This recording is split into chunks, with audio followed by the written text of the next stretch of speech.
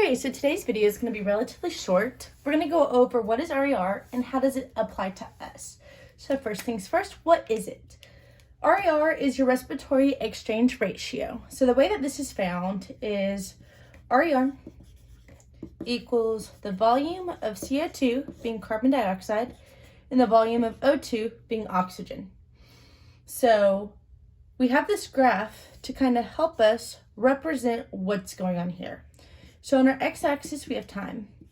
It's going to be ongoing. We're not going to necessarily have any number representation on the x-axis for this example, but on our y-axis, which is our percentage of aerobic energy expended, we will. So this graph does surpass this point value that I'm going to give us, but for baseline level knowledge, this is what we're going to be using. So for right here at the top of our y-axis, we have 1.0. And at the bottom, I'm going to draw a little line right here, and it's going to be 0.7. And like with our 1.0, this can drop below 0.7. And I'll get into that on how that happens in just a second. So as time continues, we're going to say that the 0 is our resting state. So us at a resting state, we are at a 0.7. What does that mean? That means we are expending less carbon dioxide than oxygen. And with the way that all of our past videos build up to this, it means that we are burning more fat.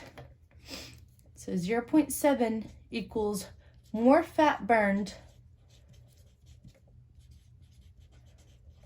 compared to our carbohydrates.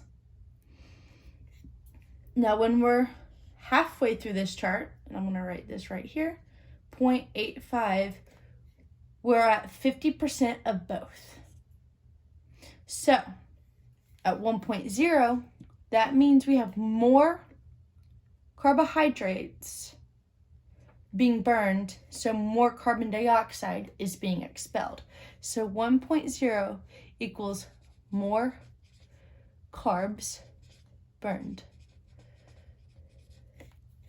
So the 8.5 is 50-50.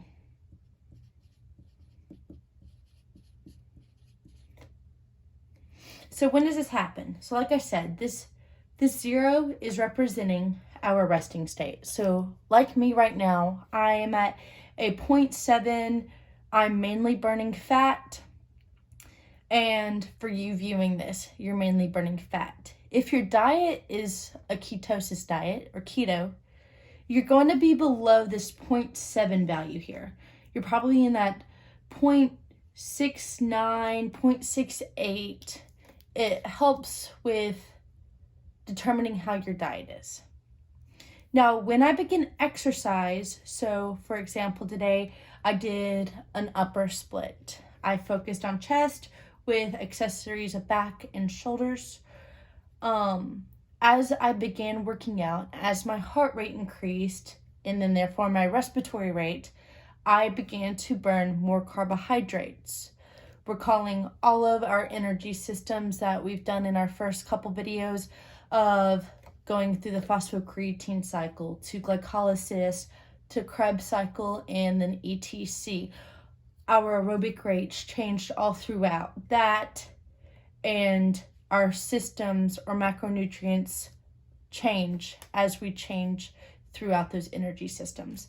And so this is just a representation of our respiratory rate along with the macronutrients that we are burning. Till next time.